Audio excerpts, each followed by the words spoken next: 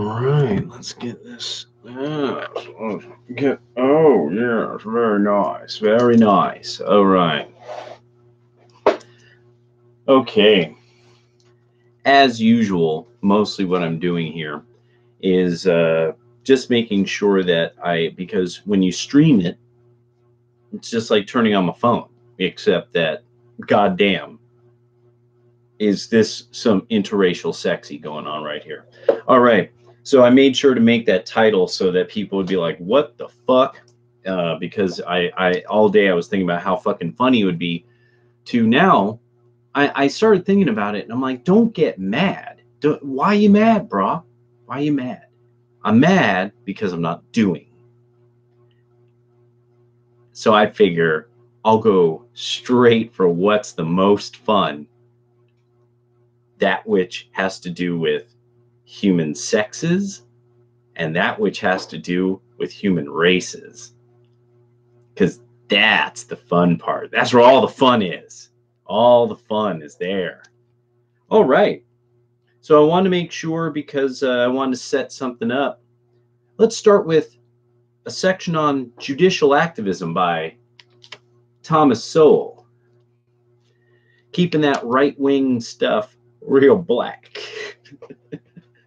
Putting an afro on the right wing, you know. Judicial activism. Those who advocate a greatly expanded latitude for judges to interpret laws to suit the presumed necessities or spirit of the times, rather than being bound by what the words meant when the laws were enacted, seem implicitly to assume that activist judges will bend the law in the direction preferred by such advocates, in effect, promote the vision of the anointed.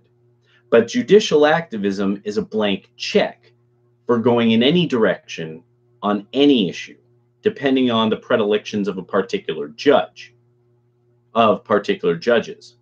While Chief Justice Earl Warren used expansive interpretations of the law to outlaw racial segregation in public schools in 1954, almost exactly a century earlier, Chief Justice Roger Taney had used expansive interpretations of the law to say in Dred Scott case that a black man had no rights which the white man was bound to respect.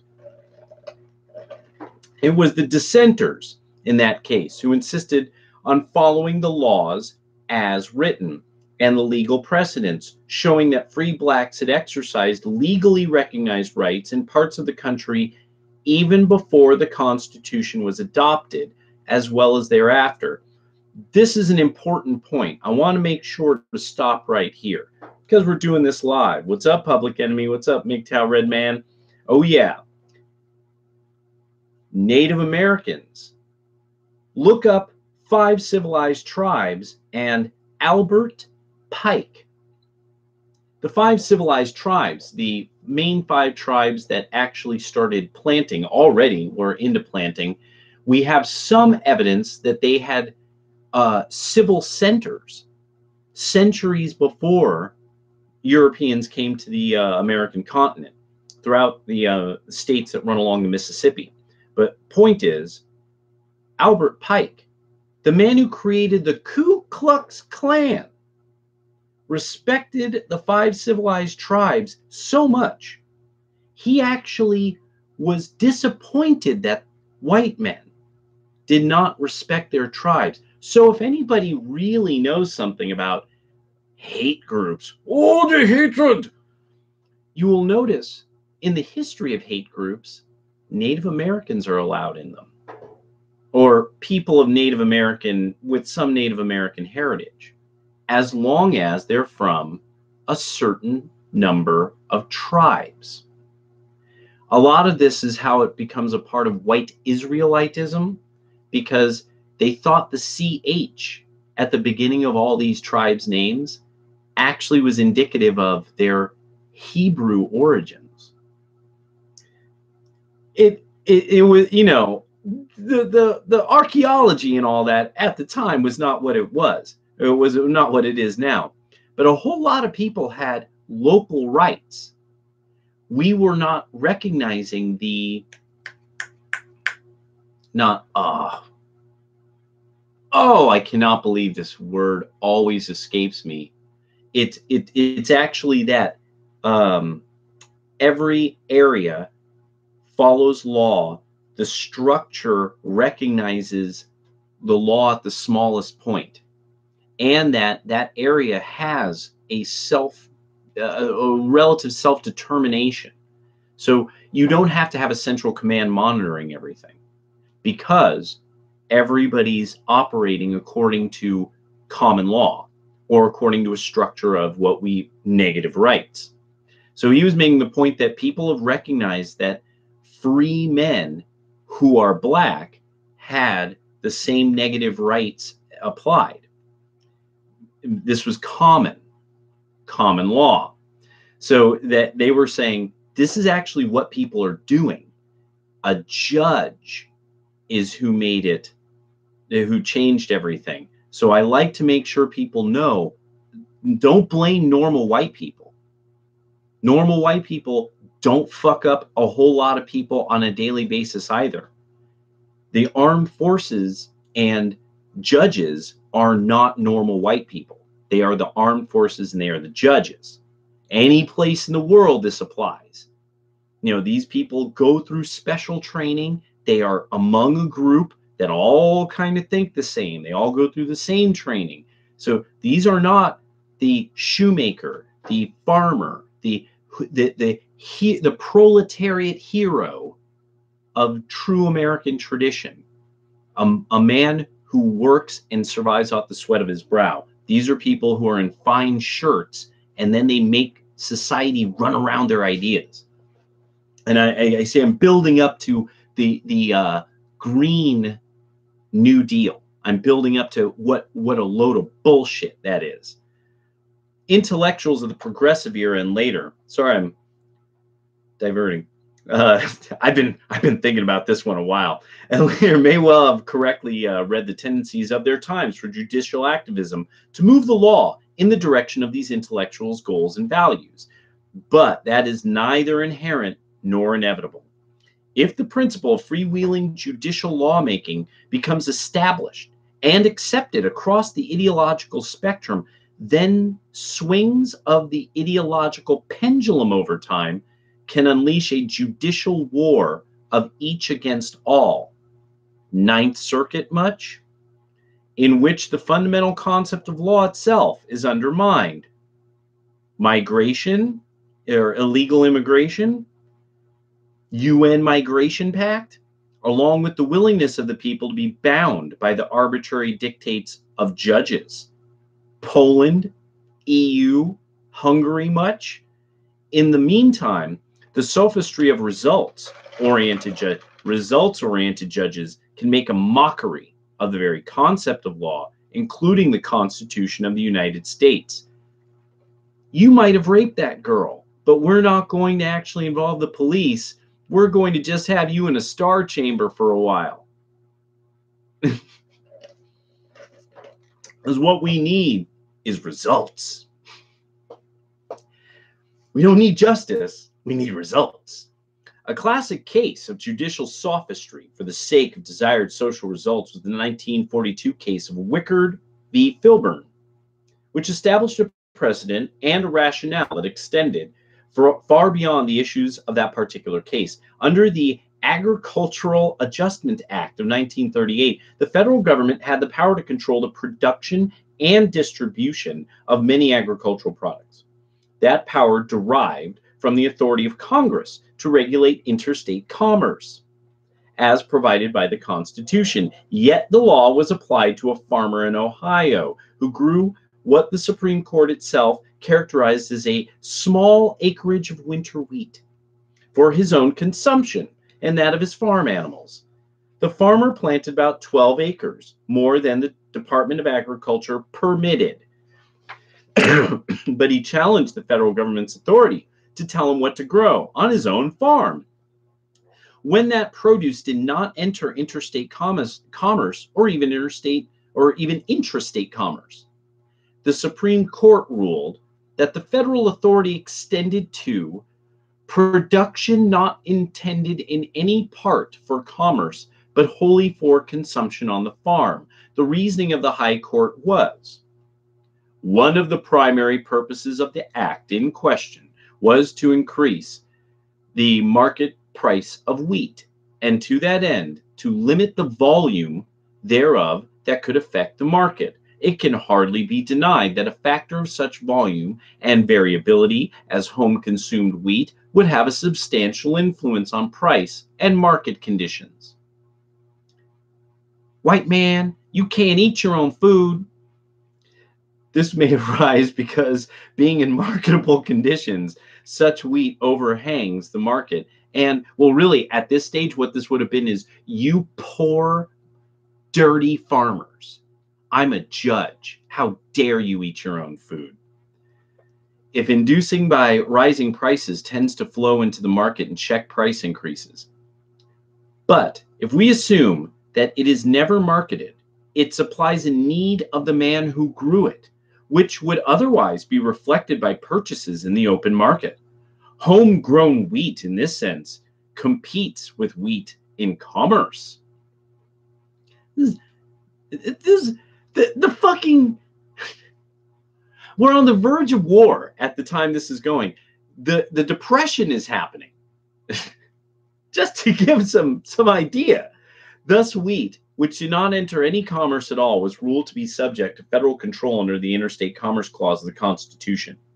Under such expansive stretching of the law, virtually anything could be called interstate commerce, which in fact became a magic phrase, justifying virtually any expansion of federal power over the years, contrary to the 10th Amendment's limitation on federal authority. In 1995, there was consternation in some quarters when Supreme Court voted 5-4 in U.S. v. Lopez that carrying a gun near a school was not interstate commerce. Congress had no authority to ban it, though all the states had that authority, and most, in fact, did ban it. What made the vote close and the result surprising was that it rejected the long-standing practice of courts stretching the phrase interstate commerce to cover and rubber stamp virtually anything that Congress chose to regulate. Some judicial activists not only make rulings that stretch the law, but even go directly counter to it. A classic example of this was the 1979 case of United Steelworkers of America v. Weber. Section 703A of the Civil Rights Act of 1964 made it illegal for an employer to discriminate against any individual with respect to his compensation, terms, conditions, or privileges of employment because of such individual's race or various characteristics. Section 703D more specifically forbade such discrimination in any program established to provide apprenticeship or other training. Nevertheless, a white employee, Brian F. Weber, was denied admission to a training program where places were awarded on the basis of seniority, even though black employees with less seniority were admitted because racially separate seniority lists were used and racial quotas were established. That this was counter to the plain meaning of the act was not explicitly denied in the U.S. Supreme Court opinion written by Justice William J. Brennan, but Justice Brennan rejected a literal interpretation of the Civil Rights Act. Keep that one in mind. Asians, with Harvard and all these schools, you got to sue. You're going to be suing forever until Asians really start getting this understanding. These are communists. You ran from them once, and they're back again, and now they're fucking you. Because that presumed purpose was not, by Justice Brennan, but Justice Brennan rejected a literal interpretation of the Civil Rights Act, preferring instead to seek the spirit of the act in Congress, primary concern for the plight of the Negro in our economy. Because that presumed purpose was not to protect whites from racial discrimination, the act was deemed not to protect Brian F. Weber, who lost the case. The Supreme Court, this is where these fuckers get this crazy shit. That the Supreme Court's like, well, you see, but this is actually, you see, white people, you see, you're all just one big group. And see, we're just making up racial science and social science. We're just making shit up from the bench. It gets better. Gets way better. The emergence of this decision was the clear language of the act. To the contrary was likened to the great escapes of Houdini in the dissenting opinions of Justice William H. Rehnquist. In all three of these examples, Dred Scott, Wickard v. Filburn, and Weber, the decisions reflected the results preferred rather than the written law. They are classic concrete examples of judicial activism. Unfortunately, the meaning of the phrase has been obfuscated in recent years and so requires some closer scrutiny. Judicial activism is an idiomatic expression whose meaning cannot be determined by the separate meanings of its words any more than the meaning of the exclamation "hot dog" can be determined by referring to a separate definition of hot and dog. Nevertheless, in recent times, some have attempted to redefine judicial activism on how active a judge has been in declaring laws or government actions unconstitutional. However, the Constitution itself is a limitation on the powers of Congress, as well as on the powers of the other branches of government. Judges have been considered duty-bound to invalidate legislation that goes counter to the Constitution, ever since the landmark case of Marbury v. Madison in 1803. So how often they perform that duty is not solely in their hands, but depends also on how often others do things that exceed the powers granted them by the Constitution. The real issue regarding judicial activism is over whether the basis of a judge's decision is the law created by others, including the Constitution, or whether judges base their decision on their own particular conception of the needs of the time, or of, get ready everybody, your two favorite words. Anyone want to guess? I'll give you a guess. Next to your favorite words, what's the big thing of the day? Social justice, or of considerations beyond the written law or legal precedents. There is another idiomatic expression used for the practice of a judge who confines his role to following the written law: judicial restraint, or following the original intent of law. Here again, the meaning of these terms cannot be understood simply from the separate meanings of each word. Judicial restraint means making judicial rulings based on laws created by others, rather than being based on the judge's own assessment of what would be best for either parties in the case at hand or for society at large. Justice Oliver Wendell Holmes exemplified this legal philosophy when he said that his role as a judge is to see that the game is played according to the rules, whether I like them or not. He also said the criterion of constitutionality is not whether we believe the law to be for the public good, but since the judge, who believes in judicial restraint, makes the existing law the paramount consideration in deciding cases, that often means that such a judge must be active in striking down new laws which violate the restrictions of the Constitution, which is the supreme law of the land. In short, the activity is not what distinguishes the judicial activist from the practitioner of judicial restraint, since these are just idiomatic expressions for different philosophies of carrying out a judge's function. Judges who base their decision on the kinds of social, economic, or other considerations of the sort urged by Roscoe Pound, the creator of the term social justice, never defined it. He just created the term, said we need it. Or Louis Brandeis Court, are judicial activists in the sense that has stirred controversy, whether they declare many laws or few laws unconstitutional. Let's see. There was one particular part of this that I was like, that's gold. I know. I think actually probably. Next step. So, because I was setting this up for the Green New Deal, all this talk about coming out of Ocasio-Cortez. The Green New Deal is a bunch of fucking baloney. What it's about is fundamentally that it's going to be a way of just doing the Agenda 21 thing. Agenda 21, what you're looking for is lectures, and you also got this on Wikipedia, of Maurice Strong. He's actually the person who created the term sustainability. Ever since he did that, that's when you start seeing Gore. You start seeing the repeated big meetings of all these people talking about what needs to be done, how everybody in Africa can't have a refrigerator, and nobody in America could have a car, and they'll all have us wearing fucking sandals, So I wanted to make sure that you all understood that this was just rehashing of the same bullshit. This happens a lot. Remember, Earth Day was created by a guy who like murdered his girlfriend, hid her in a trunk in his apartment, and she just was decomposing. But he was such a stinko, he was such a nut job and a stinko that people just thought, well, he does stink. So this is crazy people. The New Deal.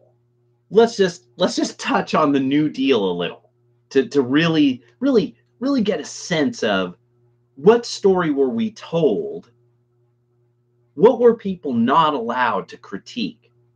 Whole lot of people, remember, they died before my grandfather, he saw kind of that era of time, kind of, but I mean, like, he wasn't the adult in the room at that time, so actually, wait. No, he would have been. Yeah, he would have been, actually. So actually, this is, yeah, so this will be kind of cathartic again, because I've already read this, but this will be cathartic because I have to really think about it. There's some stuff that he had mentioned about that era of time, but yeah, I don't think he really understood what was going on. So let's explore that era of time, see if there's any similarities in both the US and Germany, the discipline of a democracy. Because you see, to be sustainable, you got to stop it. Just don't. You have things, you want stuff, just don't. You want to like have lots of babies with a hot redhead? No, just don't. Okay? Babies, just don't. Have discipline. Have discipline, people. Be sexless and eat soy. In both the US and Germany, censorship of the press increased dramatically during the era of the New Deal and Nazism. But more often, the press censored itself to support the state, avoid punishment, or simply to abide by the norms of cultures that were increasingly hostile to free expression. In Germany, hundreds of journalists enthusiastically joined the Ministry of Propaganda.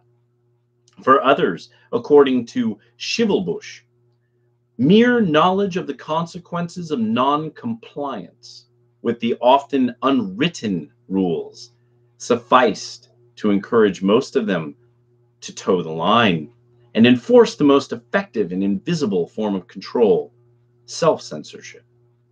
In the US, there was some heavy-handed censorship, but far more willing submission by the press itself. Roosevelt appointed loyalists to the Federal Communications Commission, who made it clear that licenses would be revoked for broadcasters who aired programs critical of the government. In 1934, the Yankee Radio Network of New England promised to give the president a lot of support after it received warnings from an FCC commissioner. An executive for another network said that fear of government intervention would blue pencil a dozen programs for every one that an official censor might object to. In the first weeks of the Roosevelt administration, NBC instituted a policy barring the president's critics from its broadcasts. Henry Bellows of CBS told Roosevelt's press secretary immediately after the inauguration that the close contact between you and the broadcasters has tremendous possibilities of value to the administration. And as a lifelong Democrat, I want to pledge my best efforts in making this cooperation successful. In 1935, CBS celebrated the second anniversary of the New Deal with "Of the People, by the People, for the People." Oh, we the people. A program in which professional actors recreated great moments in the administration's first 2 years. Just let that sink in. Put the gun down. Just let it sink in. Maybe it's time. I think if you have a drink, remember, I don't metabolize alcohol very well anymore. So, kids, don't be like me.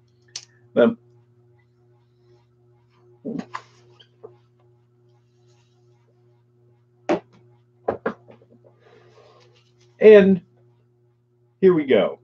The U.S. Office of Education mandated that civics classes in public schools play the 2-hour programs for students. Bo Carter of CBS was a popular political commentator until 1938, when he was fired for his increasingly critical remarks about the president. Both CBS and NBC continued to ban critics of the New Deal through the 1930s and into the war. Hollywood, the chief transmitter of national social norms, underwent a profound transformation during the New Deal. This is where it gets pretty interesting, too. I think there will be more coming up about this one. Brings up a lot of the J word in relationship to Hollywood and the New Deal. As we have seen in the 1920s and especially in the early 1930s, rogues were the heroes of the silver screen. As Hollywood movies reflected and promoted the sexual liberation and disregard for authority. Remember, flappers dancing around, that were and disregard for authority that were evident in American culture at the time. The Catholic Church and other moral reformers pressured Hollywood to clean up its movies. Hollywood, please clean up your movies, say the Catholics to whom? In 1930, the Motion Picture Producers and Distributors of America, better known as the Hays Office, after its chairman, Will Hays, issued a code of self-censorship for the industry, but it was not enforced for several years. According to Hays, Hollywood and America were not yet ready to limit their freedom of expression. Trying to preach morality in a cataclysm of that sort was like a voice sounding off in the desert, he said. So-called Hays Code was not implemented until March 6, 1933. 2 days after Roosevelt took office. This indicated, according to film historian Giuliani Musio, author of the only scholarly study of the New Deal in Hollywood, noted, forgot about that, that's why I marked it with a red star, okay, that the industry was afraid that an administration that championed federal intervention like the New Deal would interfere with film affairs. That is, the studio chiefs understood that if they didn't censor themselves, Washington would do it for them. Boy, we live under such a fascist dictator right now, huh? You know, telling Hollywood what to do. Remember that? How, like, just, oh, yeah. The time he never told anyone what to do with their fucking TV shows, except that he just humiliates Jim Acosta for being a biatch and telling motherfuckers you're a bunch of phonies. And everybody now is saying, oh, you have, he's just like Hitler. You know, the Hays Code was as thoroughgoing a restriction of expression as any system of censorship imposed in Germany and Italy. It also far outlived the Nazi and fascist regimes for more than 32 years until it was replaced in 1967 by the film rating system. Virtually all motion pictures produced in the United States adhere to the code. Just let that one sink in. Then you're like, oh, so not even, so this would, Hitler and Mussolini would have been like, what a great idea. To begin the code stated broadly, and remember, Tipper Gore, by the time we get to the 80s and 90s, Tipper Gore then wants stickers put on albums because they have the F word in them. Democrat Tipper Gore. To begin the code stated broadly, no picture shall be produced that will lower the moral standards of those who see it. Only, God dang, this language, correct standards of life, subject only to the requirements of drama and entertainment, shall be presented. The third section of the code, which mandated that law, natural or human, shall not be ridiculed, was undoubtedly well received by a federal government that was then producing a massive and unprecedented system of regulatory laws. The depiction of sexuality was severely restricted. The sanctity of the institution of marriage and the home shall be upheld. Hence, wife and husband getting in separate beds, and that this was mocked widely by our parents, the baby boomers. The code stated, pictures shall not infer that low forms of sex relationship are the accepted or common thing. More to the point, scenes of passion should not be introduced when not essential to the plot. Can you imagine that now? What were the forbidden low forms of sexuality? Excessive and lustful kissing, lustful embraces, suggestive postures and gestures. Wait, would that be like the objections to women looking like females in video games? I just been through, my almonds are getting electrified by these ideas. These are not to be shown.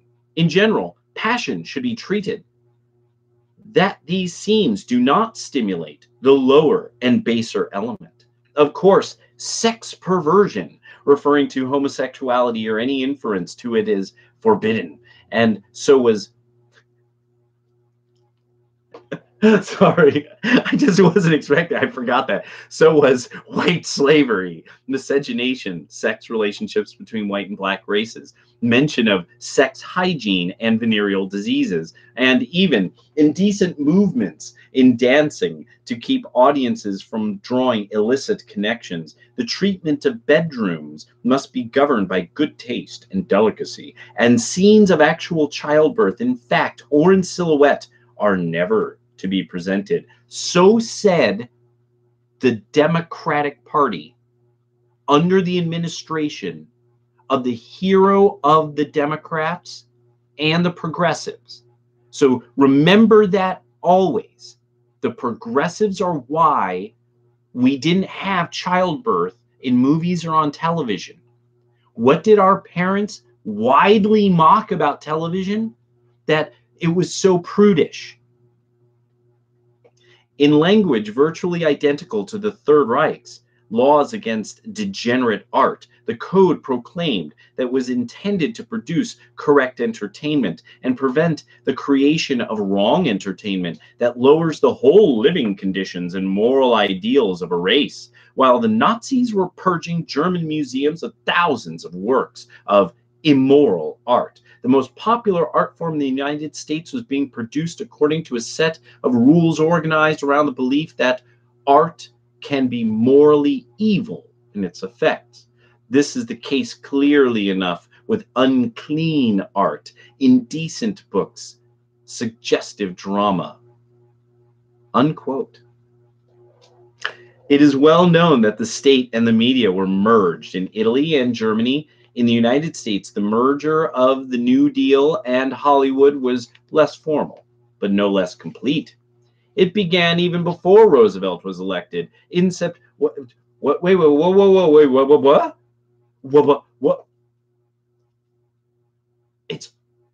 Are they saying that there was a culture in Hollywood that was fond of changing society as a whole. Well, let's read on.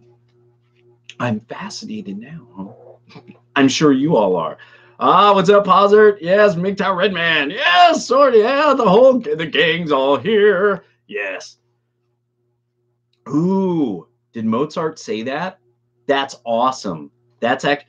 Mozart was an Illuminist.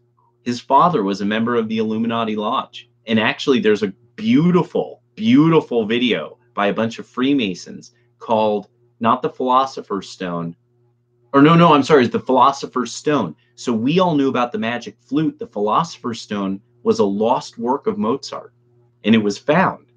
And this Freemason maps out the whole history. And so if you watched Amadeus, so the guy who's kind of his friend but kind of his enemy, no, that was his lodge brother. Their work, the Philosopher's Stone, that moment where he's just reciting, and then this, and he's just going through the notes and stuff. So think of that now. They were committed lodge brothers, and that they actually took respective names that were relationships of various, I think, a number of heroic characters from some myth. And the Philosopher's Stone was their alchemical work. That was their great opus, was going to be the magic flute and the Philosopher's Stone. Yeah. And it's beautiful. This guy plays it, I think, on what are those things called? Oh, it's that really old type of piano. It's just a harp on its side. And not a dulcimer. It actually has keys, but he plays it on that. It's beautiful. Absolutely beautiful. All right.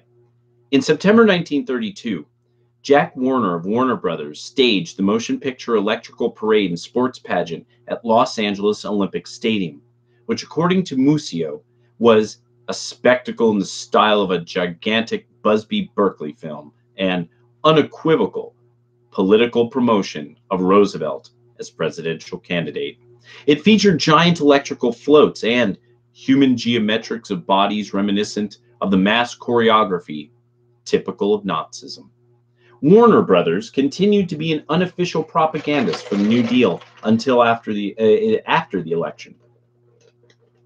In 1933, the studio released The Road is Open Again, which served precisely the function performed by the Nazi propaganda offices. In this film, the spirits of Presidents Washington, Lincoln, and Wilson praise the current president.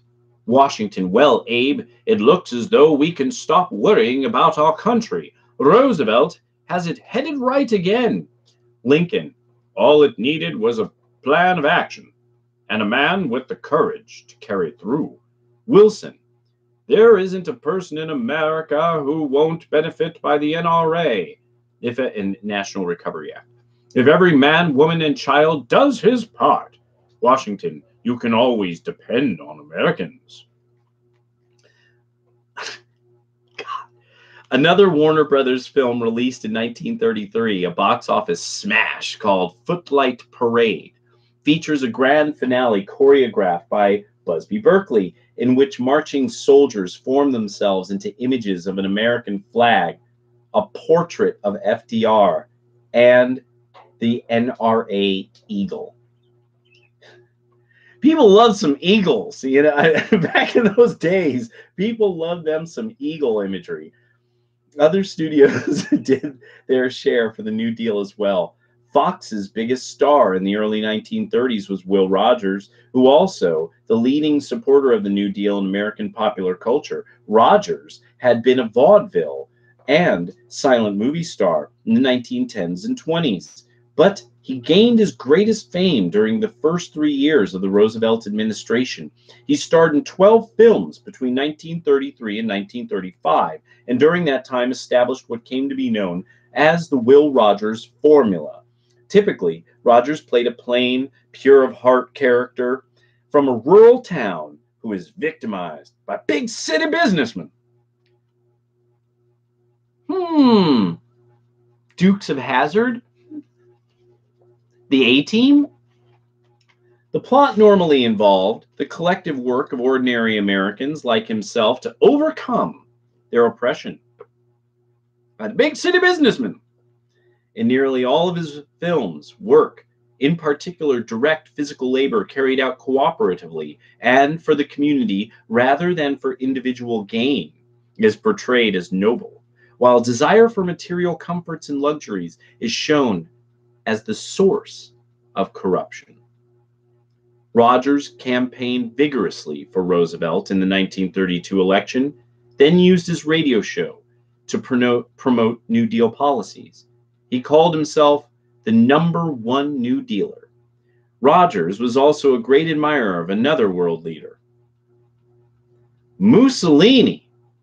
"He's the biggest thing in the world today," he said on a speaking tour in 1927, 1 year after he met Il Duce in Italy. "Anyone who could put those Dagos to work is some guy." It says this right here. Later in a speech to a crowd of his fans, the #1 New Dealer praised Mussolini's militarism. "He knows the nations that are great are the ones that have something in the way of sidearms. He knows that without an army and navy, they will never be able to find room for his growing population." Overpopulation argument. See, we need war to deal with the overpopulation back then, says the Democrats, #1 New Dealer. "That fellow has kept Italy on the upgrade for all these years, and all the time everybody says, 'Oh, he can't last.' I have said ever since I met him in 26 that he was by far the greatest guy I had ever met, and there has never been a day since then that I have changed. He has done more for his country than any man ever did for one in a lifetime. You don't see him shooting at him anymore, do you? He's a whiz, that baby is. I have never yet seen him propose a fool thing.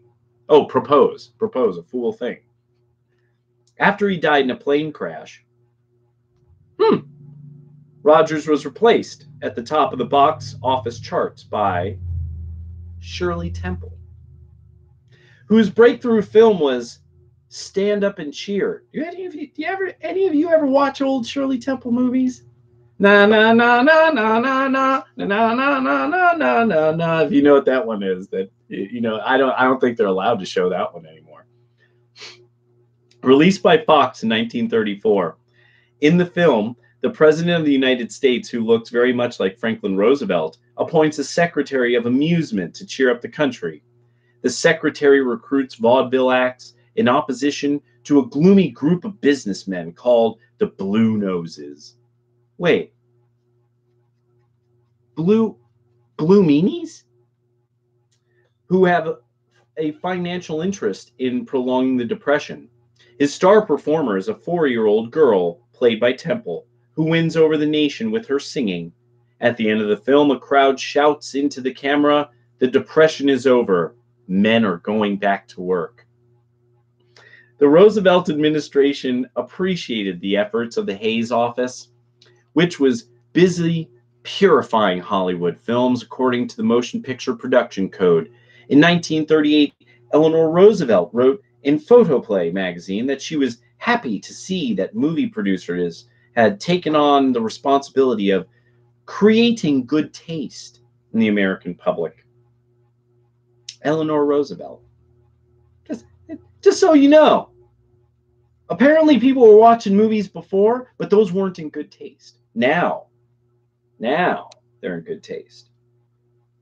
#1 New Dealer. All right. And without the slightest embarrassment, she declared that censorship and the narrowing of artistic expression served the national interest. Those ladies in power, they know what art is for, gentlemen. Highly cultured people, quoting, "The highly cultured people of the world are those who have good taste. Some things in literature and the arts have always presaged decadence. Those things must be kept from the drama if we are to promote good taste. Here is the great challenge to the movie producers of the future. Will movies be an instrument in the development of good taste? And are we growing up to be a nation with artistic knowledge and appreciation? Maybe we, luckily we have more community and at the intersection. Because now, I mean, we know. I mean, look at fucking look at Ghostbusters. I mean, look at how that right there, that's some good taste, right? That was amazing taste. Amazing. That's why so many people went out and watched it. It's so popular. In 1941, Will Hayes received a letter of encouragement from Franklin Roosevelt, in which the president praised him as the engineer of the greatest propaganda machine in the country. Urging the Hollywood censor to continue his work, Roosevelt wrote, "You are the kind of czar that nobody could call a dictator because you are fair-minded and do not use a whip, but still get things done for the general good." Indeed, the leaders of the American movie industry enjoyed extraordinarily close relationships with both Roosevelt and Mussolini. In 1935, Charles Pettyjohn, general counsel for the Motion Picture Producers and Distributors of America, met with Mussolini and suggested making a documentary about the fascist state. He guaranteed that it would be shown in about 14,500 American theaters, so that about 70 million Americans would have understood better Italy's position. In 1936, Hayes himself traveled to Italy, when some fascist officials suggested blocking the importation of American movies, Hayes convinced Mussolini that the Code's reformation of American movies had aligned them with the moral values of the Italian state. After that meeting, Mussolini allowed more than 250 American films to be shown in Italy per year. Hayes then appointed Pettyjohn to serve as an unofficial liaison between the U.S. and Italian governments. In 1937, Pettyjohn met with Vittorio Mussolini, Il Duce's son, who was on his way to Hollywood to establish a production company with studio chief Hal Roach, who had made stars out of Laurel and Hardy, the Our Gang Kids, and Will Rogers. Buckwheat, the guy who came up with, Our Gang, yeah, because Our Gang was the Little Rascals, if I remember correctly. And the company called RAM Films, Roach and Mussolini. I forgot about that. Because his name looks like it says Roach. It probably is, actually. I bet I'm reading this wrong. I bet it's Roach. Roach and Mussolini. RAM Films, Roach and Mussolini. And it made documentary newsreels promoting Italy. Pettyjohn wrote to the Roosevelt son-in-law, John Bettiger, that the young Mussolini was a fine, quiet, modest young man who expressed a very sincere desire to meet the president before he goes back to Italy. Pettyjohn's letter revealed friendly relationships between Roosevelt and Mussolini's families.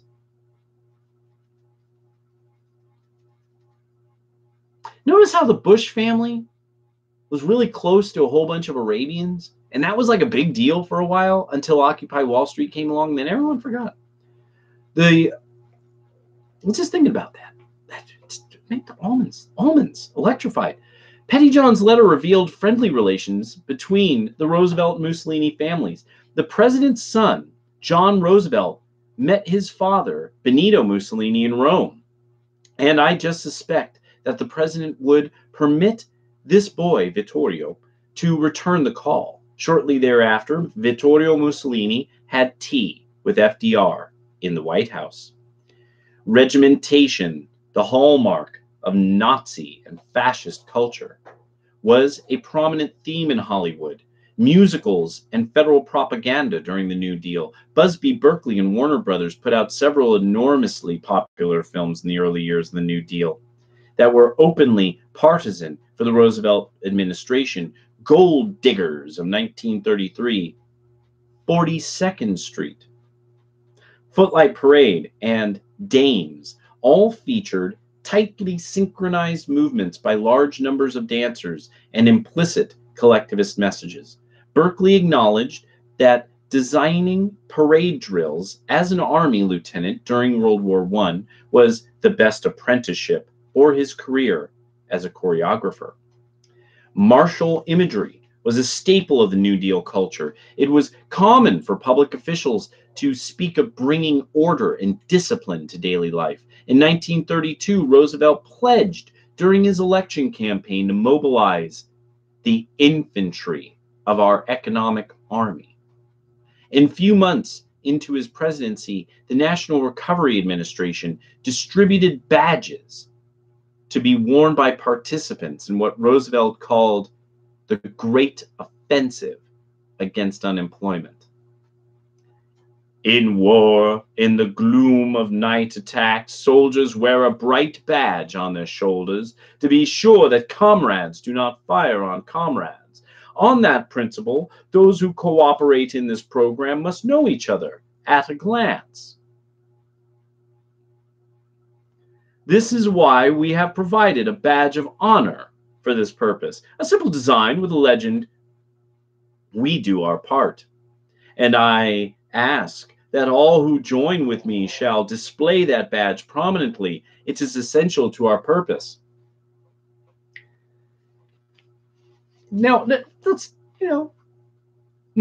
any almonds activated out there in a similar idea? Anybody? I like this. That's some weed on his dead. That is yes. I don't drink beer. I like smoking. And now that it is relatively legal in my state, it's really nice that I could sit back and have a smoke. And yeah, we're in Oregon. Even if you don't smoke, there's weed on it.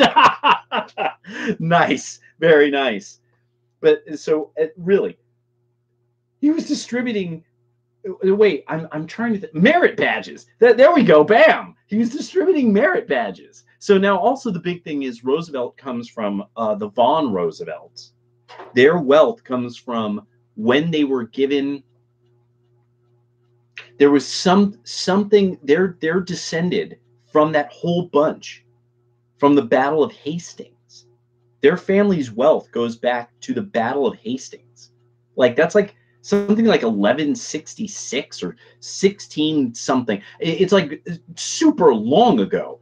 And yeah, that's what the deal is. This guy is always, these are the kind of people who saw themselves as sort of Normans or like always a higher bunch. And now it's kind of interesting, this idea of you'll know them in a glance, because also this would be similar to his other big thing of being a Freemason. Now, how he was a Freemason and a cripple, I don't know, because anybody who's aware of their oaths, they have to be a whole man, and there's some term for this. But hey, he's a von Roosevelt. In 1937, but the other thing I was thinking is, doesn't this ring of social justice warriors?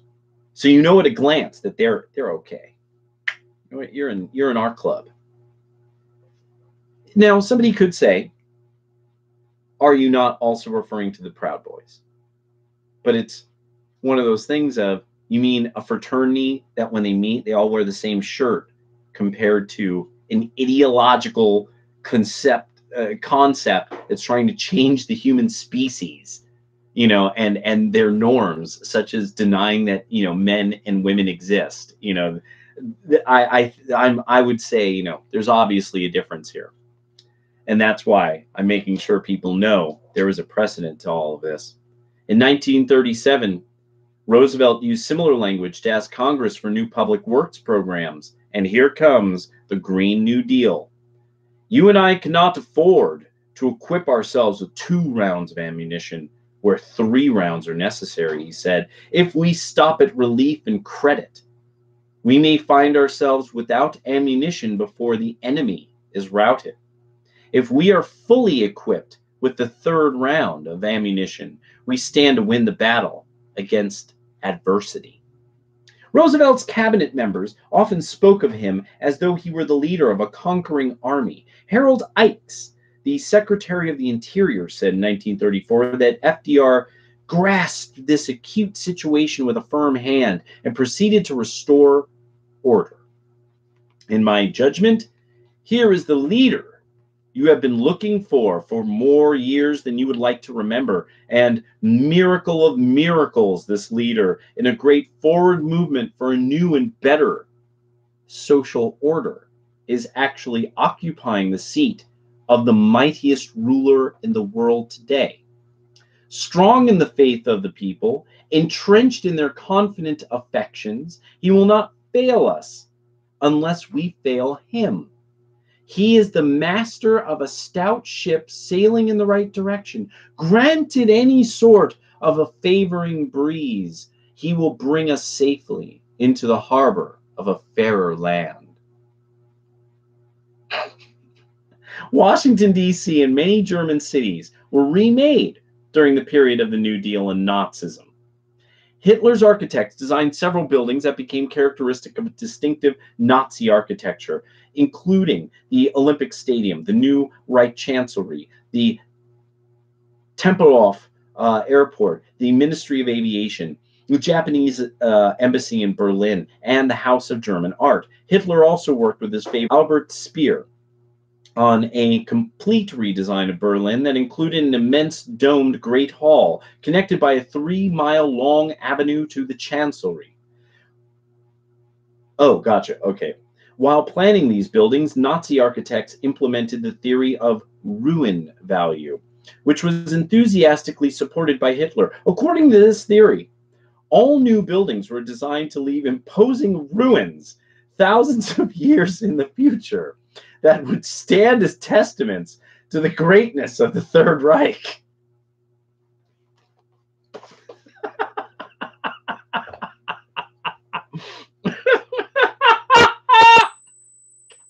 That's so good. Oh, the irony. I forgot. I laughed out loud the first time. Oh, okay. This is going to take a break here.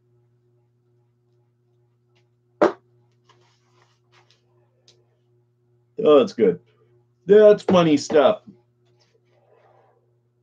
Boy, that's sustainability right there, right? Look upon my works and tremble, Ozymandias. The theory was realized in monumental stone constructions that imitated ancient Greek and Roman styles. The monumentalist neoclassical style was also favored by architects hired by the Roosevelt administration. Dams? To design the buildings that came to define modern Washington, including the Federal Triangle, the National Gallery of Art, the National Archives, the Supreme Court Building, the Pentagon, the Department of Justice Building, and the Jefferson Memorial. The architectural historian Thomas S. Hines has noticed that this was a transatlantic phenomenon. Roosevelt's architectural tastes were grandly conservative, not far from removed from those of his contemporaries, the dictators of Italy and Germany. Particularly striking were the similarities between the designs of Albert Speer and Roosevelt's favorite architect, James Russell Pope. Hines suggests that historians begin to make overt comparisons formally and culturally of the architecture of Pope and the frequently similar work of the German architect Albert Speer. Another architectural historian, John W. Reps, has noted that the supreme irony and architectural style, originally conceived to magnify the glories of despotic kings and emperors, came to be applied as a national symbol of a country whose philosophical basis was so firmly rooted in democratic equality. That's what the Democrats are. I want to make sure I just pop this in here. Did you know that under the Democrats who came up with anti-miscegenation laws, it wasn't some crisis. It was the same pretty much rate now. Some like 5% of like either white or black people will marry outside their race. Some incredibly small number of people. Most importantly, Oh, it looks like I'm taking a video with a potato. Oh no, because it's that really nice camera I have. All right. But the one of the things about it was they said they were quoting the Bible. Like, oh, you know, birds and something else don't breed with one another. There was never some discussion about this. There was never some, you know, there was some inquiry on this. No, they made it up. The person who said this, they weren't quoting the Bible. This had nothing. Nobody who at the time was like, oh yeah, that makes sense. That's what that means. There was no biblical scholars who were agreeing with this. Some random Democratic politician said it, simply so as to make, you know, marriage laws the way they wanted. That's how the Democrats really operate. Just so we all know. Certainly, there was one obvious difference between the New Deal and Nazism, which is that in the United States, there was never a mass murder of Jews or of gypsies, the disabled, communists, or homosexuals in the name of racial purity.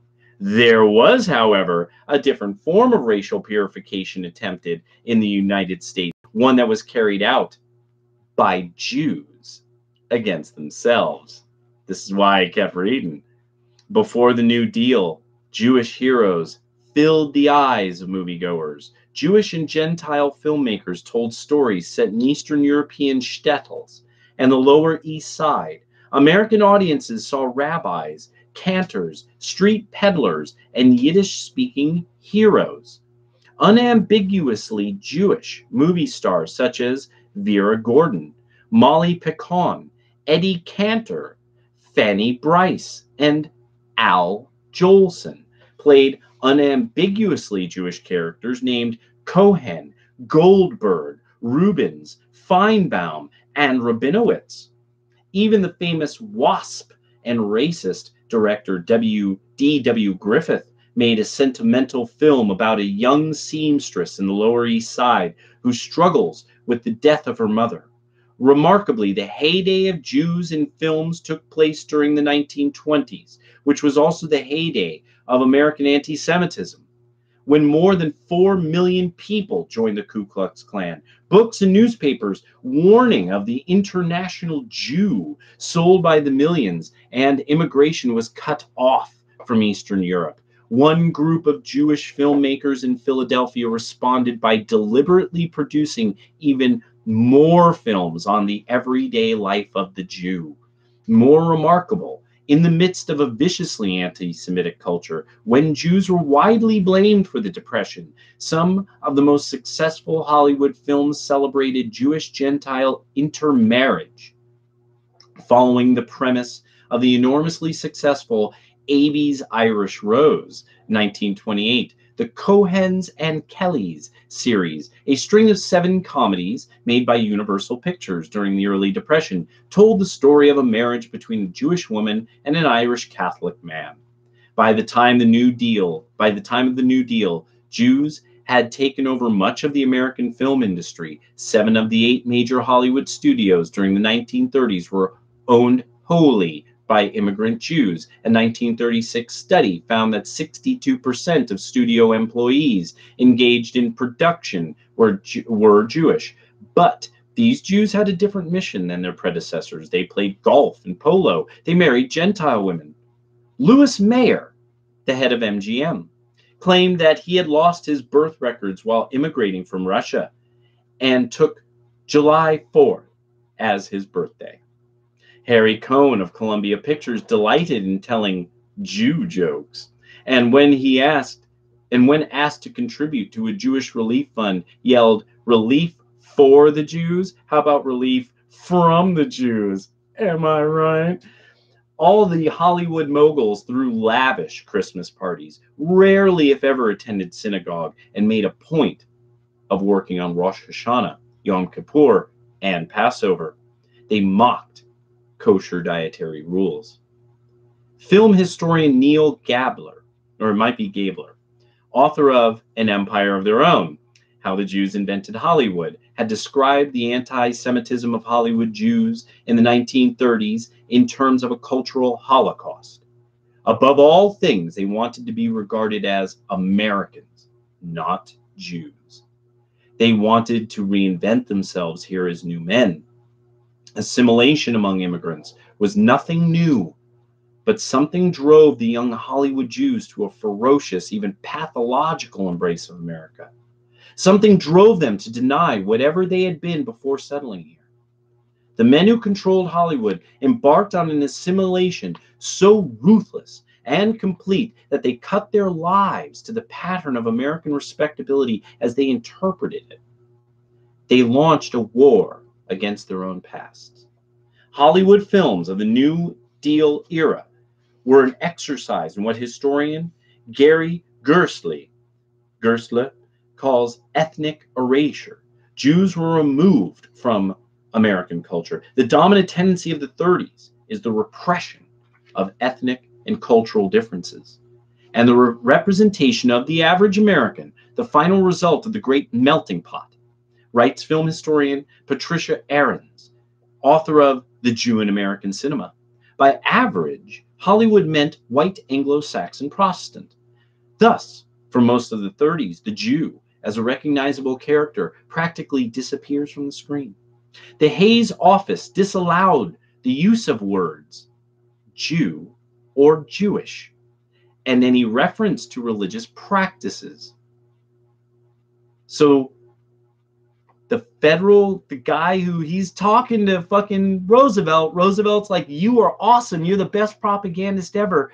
This guy Hayes, the ultimate of czars, is ironing the culture flat for the Democrats. Oh yeah. It really makes the almonds buzz, doesn't it? It seems like the Republicans, it's like, why don't these guys do? Well, that's not how Republicans are. There are a lot of people who want to just be with their family and be left alone. And just, this is what the law says. These people, they live for a purpose. Every day, they wake up and they have a purpose. They're not stupid. They have a purpose that we cannot be free under. In films set in Europe, Jews were designated as non-Aryan, a Nazi term. Studio executives insisted that Jewish actors Americanize their names, so Emmanuel Goldberg becomes Edward G. Robinson. Betty Persky becomes Lauren Bacall. David Kaminsky becomes Danny Kaye. Bernard Schwartz became Tony Curtis. And Isser Danielovich Dembski became the square-jawed, all-American Kirk Douglas. Stories taken from the Yiddish theater were translated into films with Gentile characters and settings far from the ghetto. Even movies about famous episodes of anti-Semitism like They Won't Forget, 1937, about the Leo Frank case, and The Life of Emile Zola, 1937, about the Dreyfus Affair, made the victims into Gentiles.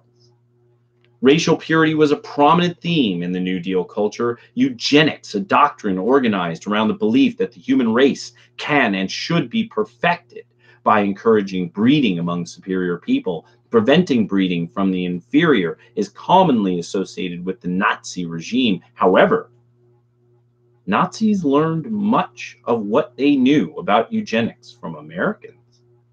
And while the Roosevelt administration never officially promoted eugenics as the Nazis did, its forerunners introduced the doctrine, and the New Deal was born during the heyday of American eugenics. By the 1930s, 41 states prohibited marriage among the feeble-minded and insane, and 30 allowed eugenic sterilization. In Alabama, those considered by the state to be feeble-minded were involuntarily sterilized. In California, the law also allowed for habitual criminals, idiots, and mental defectives to be forced to have the surgery. Connecticut those with inherited tendency to crime to be sterilized. Laws in 14 states applied to epileptics. Moral degenerates and sexual perverts were sterilized in North Dakota, Oregon, Washington. Moral degenerate persons in Idaho and Iowa. In Wisconsin, the law applied to criminal persons. According to the historian Stephen Selden, author of Inheriting Shame, the story of eugenics and racism in America, eugenic ideology was deeply embedded in American popular culture during the 1920s and 1930s. Films such as Sorry, this isn't funny. Because, of course, by these numbers, these names, these states, they would have only had about maybe 4% of any population that was non-white. This was all ways of sterilizing poor white people. This, so this isn't funny. I just want to make people understand that anything that Alex Jones was right. Anything you could say about the Democrats, like they'll eventually do this to your children. What they did it to your grandparents, or they might have tried, because you will obey. You will be good, white man. You'll be good. You'll obey, Chad. You will obey. We'll force you to eat soy. Films such as The Black. Sorry, I'm getting all agitated. This whole idea of the Green New Deal just has got me so spun up. I'm just fucking furious about it. I'm just like, no, people need to know how bad this whole 100 years has been, and like what really was going on. Films such as The Black Stork promoted the sterilization of unfit women. Many ministers taught their congregations that genetically superior people should be careful to avoid marrying someone from an inferior gene pool. State fairs across the country featured Fitter Families exhibits that offered free eugenic evaluations.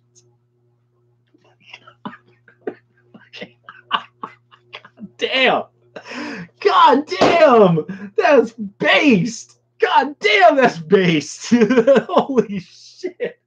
In my mind, of course, I'm seeing like a carnival, and at the gate is like Enoch and Spencer. Those who receive low scores were warned that they might be among those Americans who were born to be a burden on the rest. High scorers were given medals proclaiming, "Yea, I have a goodly heritage." Ooh. Oh my gosh. In the 1930s, it's just, there's this part of me just imagining, because it's just living around, rural white populations. You who are from Oregon, you get out in the sticks, and some of the folks are, they're not the hottest. Like, it's not the beach in like Santa Barbara or something, or San Diego. It's not the line for people who are waiting to act in a movie or something. It's kind of, very humble looking people. Sometimes there's a lot of stuff going on with dental work and stuff, because it's expensive. A lot of people here who've worked all their lives, they got to get help with their medical bills. There's a real program here in Eugene, like for emergency dental stuff, like that. It's a whole program that you pay money toward, like, because people bust their fucking teeth out all the time. I didn't realize how often people get drunk, fall over, and bust their fucking teeth out. I thought it was a joke at first, until finally, like, people really let me know, no, for real. Like, this is not uncommon. Like, if you work in a dentist's office, apparently you hear this more often than you would, or it's obvious. I guess a lot from a person's mouth and stuff. But that, they're like, yeah, people get drunk, bust their fucking teeth out. Or they start, they eat just real crappy food, and it just whittles away at their weak gums. you know, and it's just one of those things. So to a great extent, like a lot of this, it's like, this is, to me, a lot of this stuff, I'm like, you know, I see these people who, they have autistic kids. So this means that their own neighbors with a generation or two ago would have eliminated their kids, possibly, to be a good Democrat. And it just, yeah. It's just, I like, when I rolled this over, especially with the number of people who like bring in like kids who are autistic, you know, that, and some of these kids are just, you know, there's like their thing that they're about, and, you know, hair is always perfect, you know, and they always have a real nice outfit on, you know, and I'm like, oh man, you're looking great today. And said, you know, did you hear that? You're looking great. You know, thank you. You know, I'm just like, oh man, you know, God bless you. And it's just, there's this part of me, I figured this out. Stefan Molyneux really made me understand. Like, you do know logically where your ideas go. And I had always been trying to make democratic ideas and liberal ideas work and be moral. And there was a certain point I'm like, something doesn't fucking work. But I didn't have the skills. I didn't have the philosophical skills yet. I didn't have the language to define terms. That's why they like changing terms so much. So you can't define a concept and then start figuring out, this concept doesn't fit into any of this, which is moral and ethical. And so, sorry, little tangent there. But that's why this has me so fucking spun up. In the 1930s, most high school science textbooks included lessons on eugenics, including the concept of fit and unfit races, and the need to sterilize the unfit to preserve American culture. Harvard, Columbia, Cornell, and Brown were among hundreds of colleges and universities that offered courses on eugenics. Now, think about that one. You don't hear any of these kids protesting that. That's the one that the Democratic Party, they own eugenics. And it's because they know that they all know logically that Margaret Sanger and her connection to eugenics, there's some logic there. There's some logical tie. This couldn't have just come out of nowhere that Margaret Sanger just had this great fucking idea. And everybody suddenly out of nowhere, her idea took off. They know something doesn't work. How did Planned Parenthood become so huge? But yet they're always begging for money, even though they're supposedly so popular. And that's why I want to make these people answer these questions as the 2020 election comes up. I want to wipe my fucking boots on the Democratic Party's history and show all these people, here's the fucking door to perdition, and here is the fucking welcome mat. That's your party. American eugenics and the New Deal were both progeny of the progressives. So spun up. A large number of progressives who established many of the principles and policies that were later developed by the Roosevelt administration, including, Margaret Sanger, David Starr Jordan, Robert Latham Owen, William Allen Wilson, Harry Emerson Fosdick, Robert Lateau Dickinson, Catherine Bement Davis, Virginia Gildersleeve, and wow, what a great name, and sorry, being a little juvenile, Rexford Tugwell's mentors, Simon Patton and Scott Nearing, were deeply involved with the eugenics movement. They saw it in a means to extend their mission of social planning into the bedroom and the maternity ward to regulate the population at its genesis. Paul Popenoe, the most influential American eugenicist, was a leader in the progressive movement for social hygiene. Patreon should borrow that term, maybe.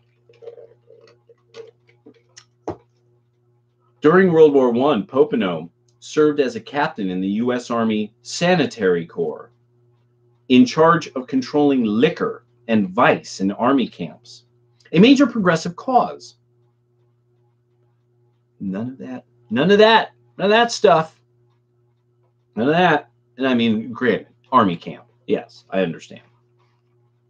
After the war, Popeno's research and advocacy helped make California the leader in eugenic sterilizations. His book, Sterilization for Human Betterment, was one of the first American books translated into German by the Nazi government. Yeehaw! And it was widely cited by Hitler's racial hygiene theorists to justify the Nazis' own sterilization programs. I bet Veronica has a copy of that. In 1934, Popenow praised Hitler for establishing his hopes of biological regeneration solidly on the application of biological principles of human society. Other American eugenicists expressed envy for their more successful German colleagues, as did Dr. Joseph S. Desjarnais, director of Western State Hospital in Virginia in 1938. Germany in 6 years has sterilized about 80,000 of an unfit, while the United States, with approximately twice the population, has only sterilized 27,869 January 1st, 1938 in the past 20 years. The fact that there are 12 million defectives in the U.S. should arouse our best endeavors to push this procedure to the maximum. Take it to the max. Max Stone. All right. However, Desjarnais could take some solace in the fact that more sterilizations took place during the New Deal than at any other time in American history. Yep. And now the Green New Deal is coming. Oh boy.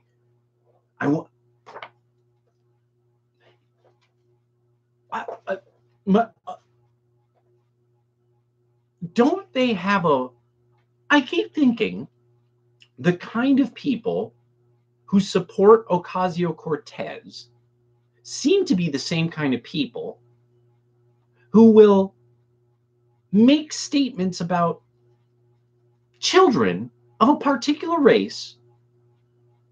I wonder who they would call defectives.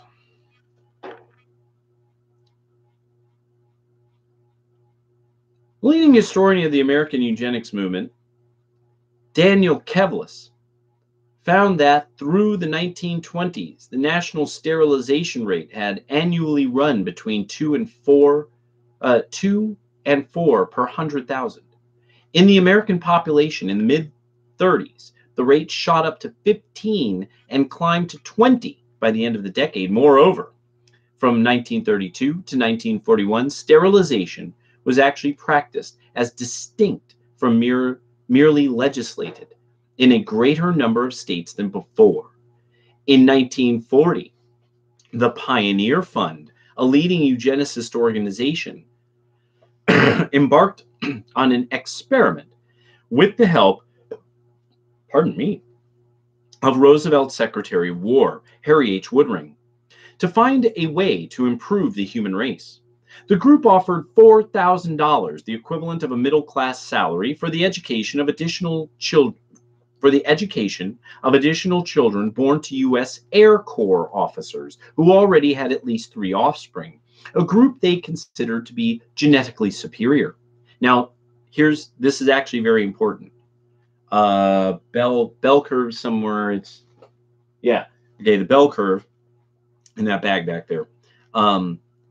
The Air Force is one of the key top 20% in IQ. By this time, they would have had the examinations for this would have been going. So they're basing this to a great extent on the earliest era, or relatively earliest, but earliest era of the largest number of IQ tests put out. This is the big era of the beginning of IQ testing. And so this is why it then falls out of favor. So this is basically the sort of what was done to the silent generation. So the boomers are the kids of the silent generation, or the World War II generation. And so they would have been, their parents basically sort of were like, yeah, let's not talk about that any longer. And when the boomers found out about it, then you get like one flew over the cuckoo's nest and all these books about basically the ending of sanitariums. And any talk about sanitariums, any talk about the homeless, anything, it's all these wild-eyed theories, but nothing works. For those of you, you live in Oregon, some of you, have you ever run into these people who are in the recovery industry? These people who like these places that are, halfway houses, you could get your life back on track after the drugs and all that. Well, it's interesting because that's a big Democratic thing. It's also big in Christianity, but it's a big Democratic Party thing. Like you find it among people who are absolutely liberals, that they don't want to deal with the fact that we actually now with genomics have sort of a terribly large amount of knowledge about the whole issue of self-medication, what are various causes for sort of why somebody would have a dopamine shortage, why somebody would want this, why somebody would want that. We're getting better and better at this. So it's kind of interesting now that we can't discuss genomics. That none of this quantitative science on race, none of that exists. Quantitative knowledge, one of the only psychometric factors we understand, IQ or G, general intelligence, crystallized intelligence. Oh, but no. And one of the main reasons is because we can't discuss this group of sins. They know it's it was wrong, but they don't want to deal with just simply the ramifications of, okay, well, then we definitely should not, these are the things then we should not do because our system is based on holding back centralized power. We have to do these things so in local areas, they could determine the factors that are troubling people's minds or what the best idea would be. This would mean that there would be a diversity of approaches to dealing with mental illness, drug addiction, whatever social problems. But this is the issue. Once you have a diversity of solutions, you can choose between them. Like cereal in the store. If there's 12 boxes, you can choose between them. You could find these are the top 3 sellers. Eventually, you could really whittle down what do people like and what do people not like. Well, in this case, it would be what worked and what didn't work. And that's one of the other issues of the Democrats. They love the idea of having czars, having giant administrations that once they fall apart, we could go, wow, once we had this bizarrely Byzantine administration and everyone worked for it. Everyone once worked for the government. It was so great. It was so wonderful. We were making sure none of the idiots had kids. All those people in Idaho and Iowa and the fucking morons with their babies. The Green New Deal. Well, oh yeah, Soylent Green. Soylent Green will be quite real. The Air Corps, the precursor to the Air Force, promoted the program among its officers and provided the Pioneer Fund with extensive personnel records, including information on parentage, race, and religion. 12 children received scholarships from the fund before the war ended the experiment. I am now extremely curious about this Pioneer Fund. I had just read it and kept going. Now I'm very curious about it. I'm wondering who funded it. That's why. Because remember, HW was in the Air Force. And remember, by 1940, I think Walker and Bush, or Prescott and Walker, they would have gotten their shit pushed in. I think about the un-American activities or whatever, funding the enemy, kind of thing that they had gotten in with Hitler. And so I'm thinking by 1940, I'm thinking maybe, where did this money come from? these war funders, these people funded the Bolsheviks, funded the Nazis, and then were they like, oh, okay, it's cool. In fact, actually, we got some great ideas what to do with our money, Mr. Roosevelt.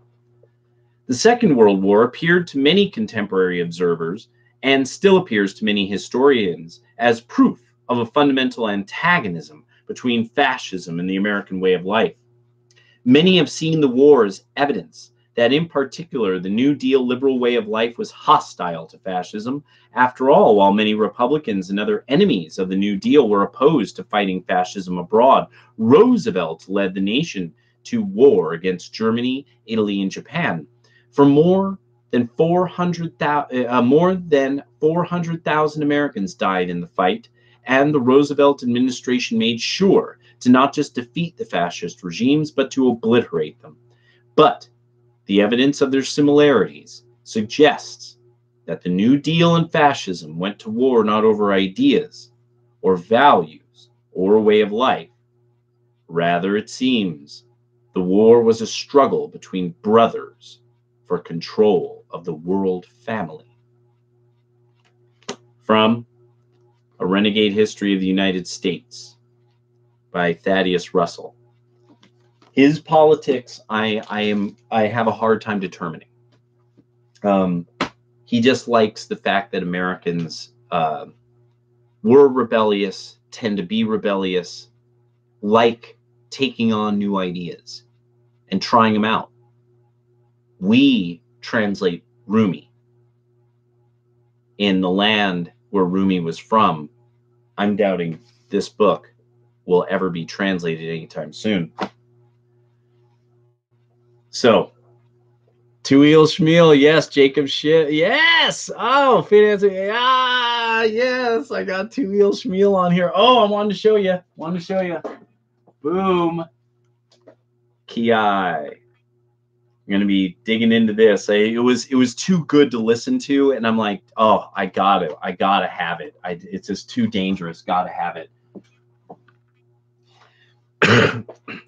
Well, so I'm thinking at this point we're at 1:30, and I really just wanted to make sure to dig into that, because I was seeing it was Tim Pool had a thing up about the Green New Deal and Ocasio-Cortez. He's also like, this is not, you're not selling this, Cortez. You really are kind of a nut, and you're fucking up the party. You're fucking up the whole progressive thing. And my mentality about it is, not really. Actually, in fact, oh wait, where's that from? The truth about the ADL. You can get it on Amazon.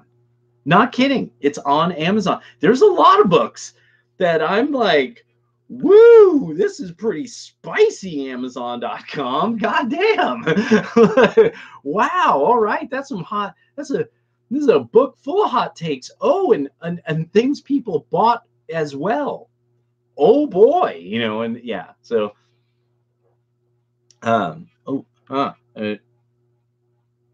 at the top comment on that video. Yes. Yeah. Oh, and Vaquero, that was great. I saw your presentation on red elephants. That was fantastic. That was absolutely fabulous. That was a great presentation. The numbers breakdown. I spread it everywhere. I think it's on the Discord as well. I made sure to put it on there because it was just too good. It was just how you just laid it out, just laid the whole case out. Oh, there is actually, I kind of kept wondering, just because this was such a curious thing, and it really was something I kind of wanted just to get out there, because I thought it was kind of interesting. Because it came up, okay, for those of you who know, that there is a sort of a group of Christian nerds that has a podcast, has a regular hangout and stuff, and that one of the Christian nerds has gone from being kind of ardently Catholic to kind of getting into stuff that's a little bit not very Catholic. Boom. So it's been attracting a bit of a bit of animosity. People have been kind of shooting back and forth, with hot takes and comments and stuff.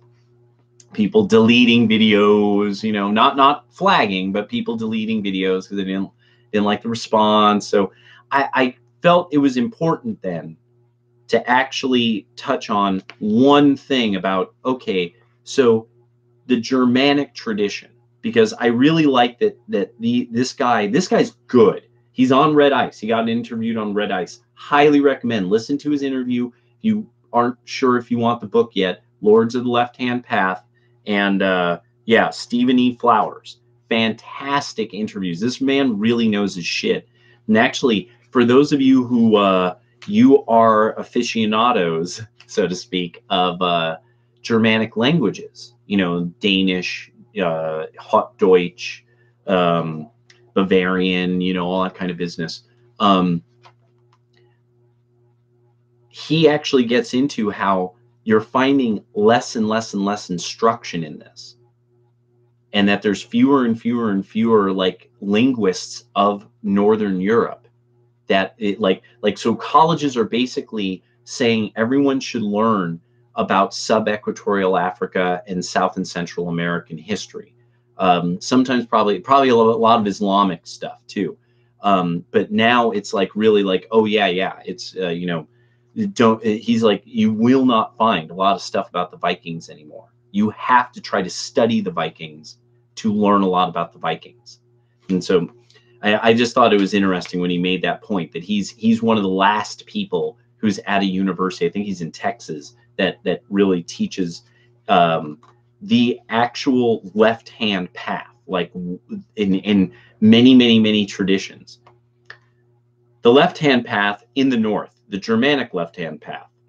While important roots of the Left Hand Path in the West were being developed in the Mediterranean region on a philosophical and anti-establishment basis, in the northern climes, the roots of the Left Hand Path are found in the established cultural soil. Whereas the Indo-European god of law and order, Zeus, Jupiter, ruled in the south, in the north, the god of magic and death, Odin or Woden, had come to hold sway. The same original Indo-European divinity is called Luch, pronounced Lu, in the Irish, and Lu, pronounced Hle, in the Welsh, and Lu literally means light. So actually, and there we go. And the common Welsh name Llewellyn means light bringer. I always forget what that CF period. I always forget what that one. Roman Lucifer. The figure of Odin and his myths hold our attention when we seek to find the dark side of the northern world. The name Odin means the master of inspiration. The Old Norse form of Odin, the key to the name, can be found in the Old Norse word Oder. I'm figuring it's Oder. These are some odd letters now that I'm looking at, which means poetic inspiration, and is derived from the earlier Proto-Germanic word Wod, which means rage and inspiration. The Old Norse name Odin is identical to the Old English Woden. It is a regular linguistic rule in Old Norse to drop the original W before certain vowels. This is a decidedly psychic god, in the sense that his name and function refer to essentially soul-related or psychological powers and faculties. He is often depicted as a dark god of intrigue and mysterious motivations.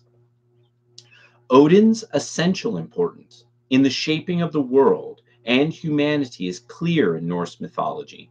Together with his two brothers, actually hypostases of himself, Vili, will, and the sacred one, Odin performs the first sacrifice by killing their ancestral father, the giant Ymir. From the parts of his body, they shape the material cosmos. To gain universal wisdom, Odin gives sacrifices himself to himself, that he might take up the runes, symbols of articulated universal knowledge. These runes he shares with certain humans. Odin further pledges one of his eyes, which is then sunk into Mimir's well, the well of memory, so that he may gain the special sight that drinking from the well gives. He, along with his two other aspects, endows humankind with threefold spiritual qualities shared with the gods. In sharing divine consciousness and the runes of wisdom with humankind, Odin is very much like the figure of Prometheus in Hellenic mythology. The major difference is that in doing so, he is not transgressing against authoritarian rule of law. Odin, in the guise of Rig, ruler, also sires the three classes of human beings: farmers, warriors, and rulers, by three different human women. Thus, he is responsible for not only the psychological structure of humanity, but also for its social structure as well, both of which are reflections of the divine order. For those reasons, he is called the Allfather, or Allfoder, Allfather. Odin, in his guise as Bulverker, worker of evil, obtains for the gods and humans the poetic mead of inspiration through an act of oath-breaking deceit. Even in ancient pre-Christian times, Odin had a somewhat sinister or dangerous reputation. This is due to a whole complex of issues. But the most essential principle underlying the reputation appears to be that he is immersed in things: universal order, mysteries, inspiration, death, that humans rarely understand and hence often fear and dread. Nevertheless, Odin is acknowledged as the highest of the gods throughout the Germanic world, from Anglo-Saxon England to Germany, and from Iceland to Sweden. Further, adding to his sinister reputation is the fact that he committed the two great ethical crimes in pursuing his quest for power and knowledge. To create the world order, he killed a kinsman, a crime Odin shares with the Greco-Roman Zeus, Jupiter, and to re-win the poetic mead, he breaks an oath. These and other acts render Odin unreliable to the mass of humanity. In the ancient Germanic tradition, Odin is both the Lord of Light and the Prince of Darkness. He is the god of the elite nobles, and thus the god of royalty and rulership. He is the father of magic and the power to create and destroy. He is the god of poetry, the god of the art of effective linguistic formulations and codifications of knowledge. Both his magical power and his Gnostic formulas are embodied in the runes, mysteries. Finally, he is the Lord of the dead and rules over the phenomenon of death, thus showing his mastery over all transformational processes. It might also be noted that the Celtic Lu shares almost all of these essential characteristics with his Germanic counterpart. The story of the conversion of the Germanic tribes to Christianity is pertinent to understanding the subsequent left-hand path developments in the Germanic world and among the descendants of those tribes. The earliest converts to Christianity among the Germanic peoples were some Gothic tribes who were part of the Arian school of theology. Arianism is named after a 4th century priest, Arius of Alexandria, who held that the Son of God was created by the Father and hence was not co-eternal with the Father. It is most likely, however, that the Goths developed their own form of uniquely Germanic Christianity. For all Germanic tribes that converted to the new faith did so with this Gothic church. The Goths kept their religion and their people separated from the Roman Church and the citizens of Rome. This type of national self-determination is, however, an anathema to the universalistic and imperialistic Roman Catholic mind. The Gothic form of Christianity is marked by a willingness to make biblical texts available in the common language. The Gothic bishop Ulfilas translated the Bible around 350 of the Common Era. Involvement of the people. So for those of you who are like from super Protestant, Germanic, British like places, like how there will be these songs that have like almost insanely goofy, lyrics, and they're almost cute, religious songs in a way. So this is a long tradition. This is a very, very long tradition. So, because as opposed to singing the Psalms, because that's actually what Christians didn't have a thing called the New Testament. That didn't exist. That all came hundreds of years later.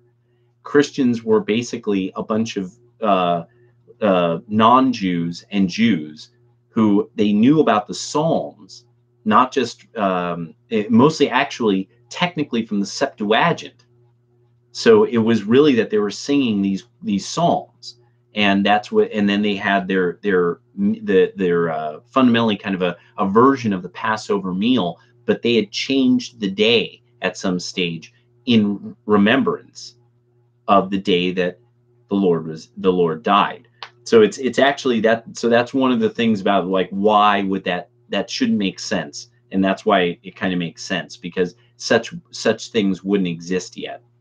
At that stage, 300 something, 400 something, and a general belief that humans are born free of original sin, and that they win salvation by their own virtuous efforts, and that Jesus was a man who had attained to a godlike status, thus showing the way for others to follow. When these doctrines are compared to the Orthodox Roman system outlined below, the differences are obvious. In a free world, as the Germanic people had been used to, these cultural religious differences would have been a normal and expected state of affairs. But the divine plan adhered to by the Roman Catholic, Universal Catholic Church, called for one God, one church, one pope. The historical break came for universalism when the French king Chlodwig or Clovis, Ludwig or Louis, converted to Roman Christianity in 496. He did so in order to get foreign military aid from Rome in his attempt to conquer southern France, then dominated by the Arian Visigoths. From that time onward, the Frankish king was the chief military agent for the Pope. Eventually, the Goths were eradicated, and apparently their faith along with them. Although some secret assemblies still claim to carry on their traditions, I have chronicled the esoteric aspects of the older Gothic tradition in my book, The Mystery of the Goths, 2007. The story of the conversion of Germany is generally a bloody one.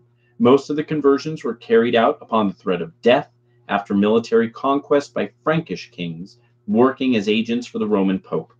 Around 597, an early Roman mission was sent to England, which at the time was made up of a confederation of 7 independent kingdoms. The King of Kent, Ethelbert, under the influence of his wife, converted to Roman Christianity and began a long program of military and ideological warfare, although oftentimes conducted half-heartedly against the other kingdoms.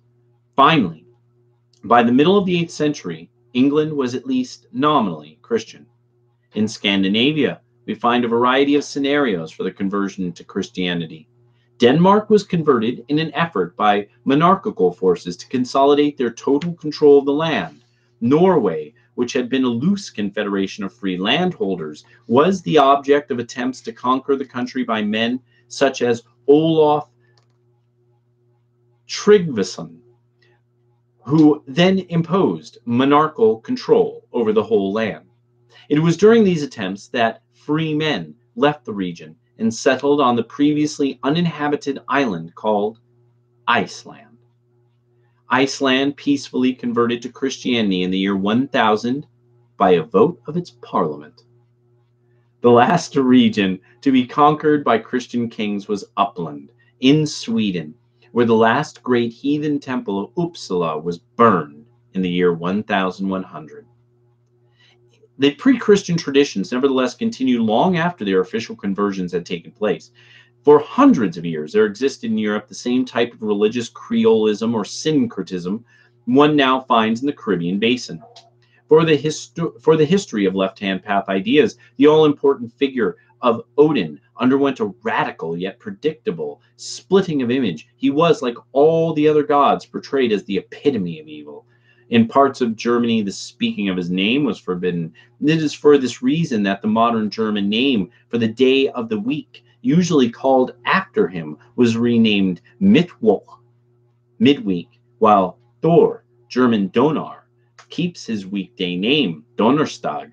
The original name survives in some German dialects as Wodenstag or Godensdag.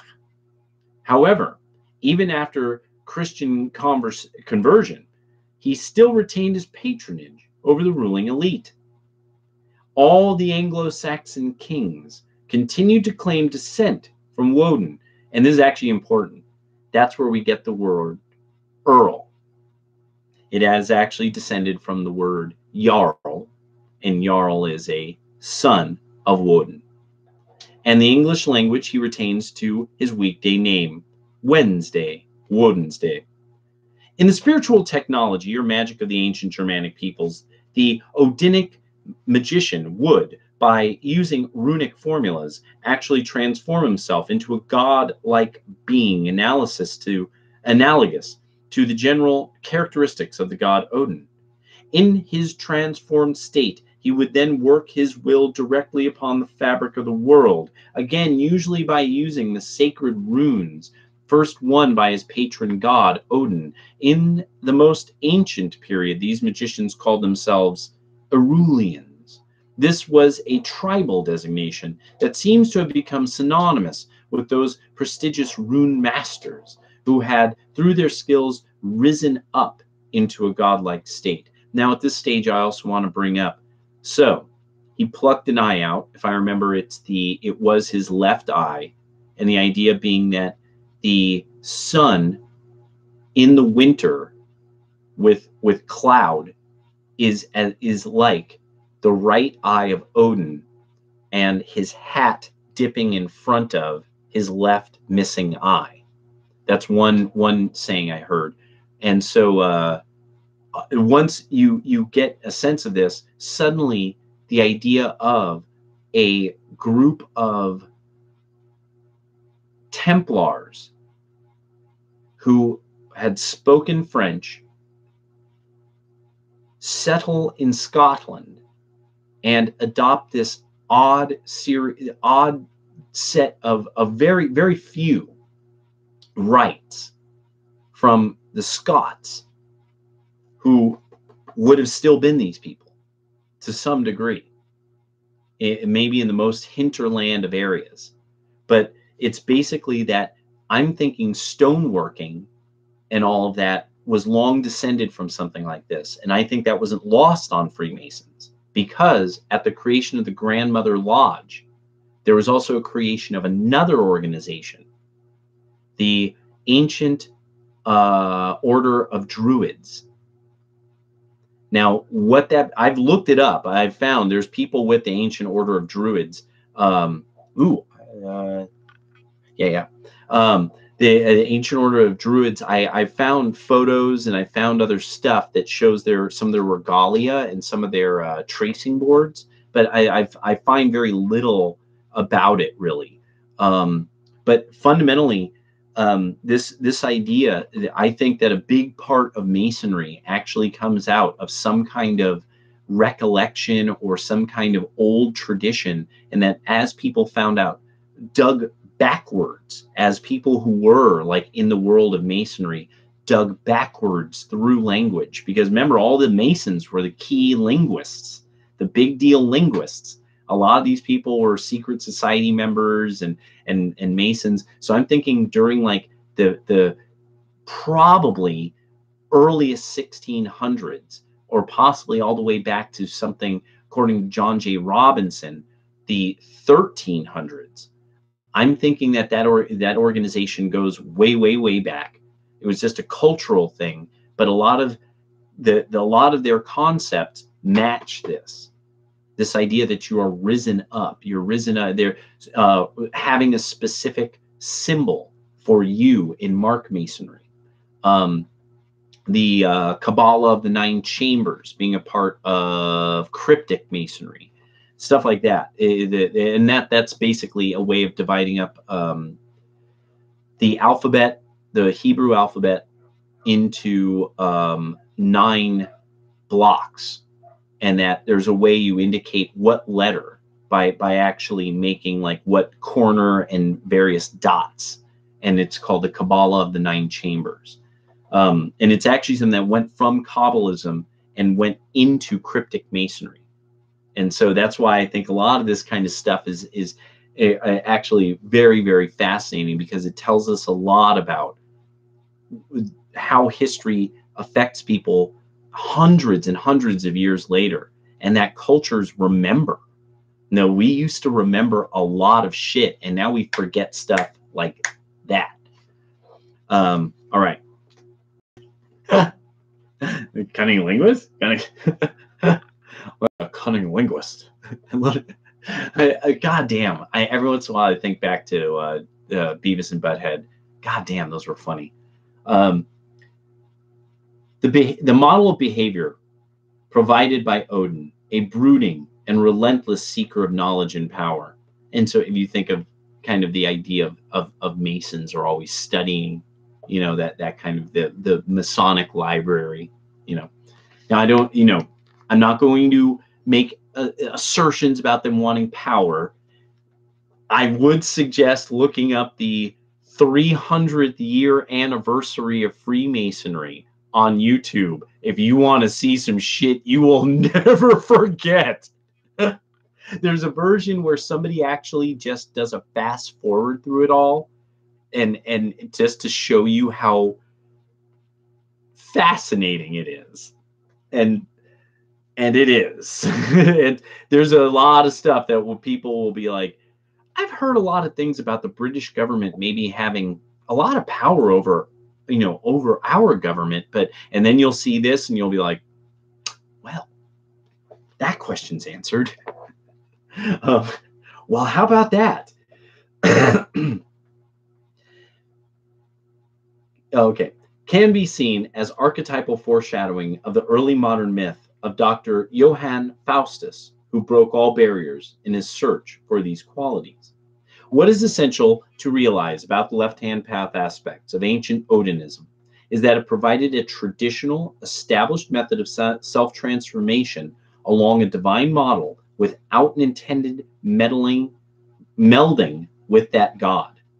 This is key. Left-hand path, you don't meld with the creation or source entity, force, whatever that is. You are spirit on its own in the spiritual realm.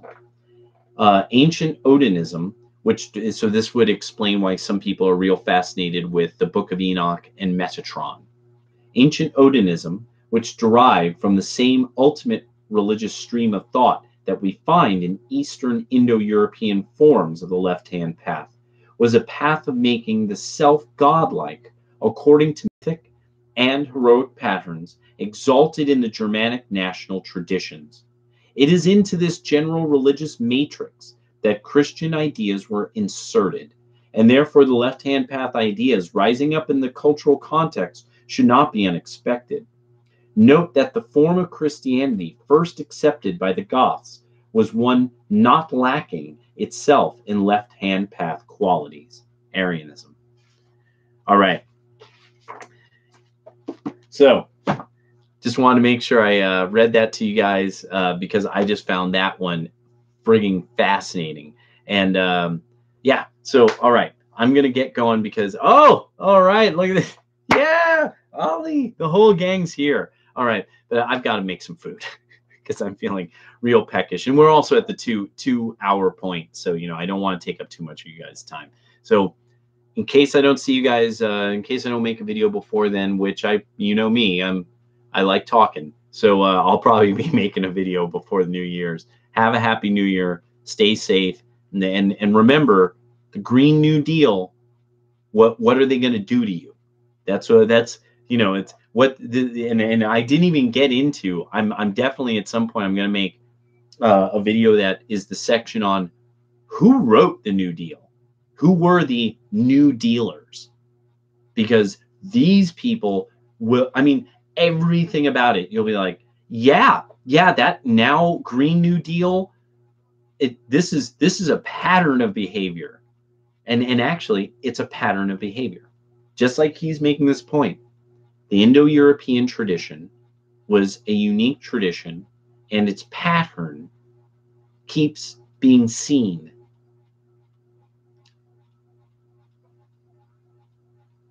It's personality types that will actually find each other because they're actually similar at the genetic level that determines psychic traits. You know, hot-headed, collectivist, a loner. You know, I like doing it myself. You know, yeah. You know, and so these various types of psyches, you know, of personality types, you know, and you all know a lot about that stuff. That this type of collectivist thinking. Note, he's pointing out Germanic peoples just kept moving. They're like, okay, now you guys are making my life hard. I'm moving. We're leaving. No, you guys won't let me do as I wish. We're fucking leaving. And so it's actually kind of interesting that we're seeing that there's so many people in the human species that really come to a point where they're like, no, really, I know you guys all think I'm in your group, but really, I just live here and I don't agree with you guys, you know. And there's all these people who are like, but we're the mob. You know, we're the mob, and we're at the intersection ready to diversify you. Why don't you understand the glory of what's about to happen to you? You know, so it's just we're about to make you understand social justice. We're the mob, and we're in the intersection, and it's about to be social justice time. You know, so I just want to make sure to get some ideas put out there that I'm like, this is what all this shit keeps coming back to me as I'm hearing, you know, Ocasio-Cortez. So, all right, there we go. I'll play some music at another point, and take care, y'all.